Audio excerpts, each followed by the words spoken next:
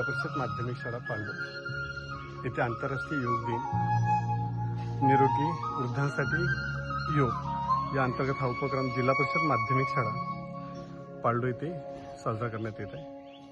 शाळेतील सर्व विद्यार्थी या पद्मासनामध्ये बसून ध्यानधारणा करून राहिलेले आहेत।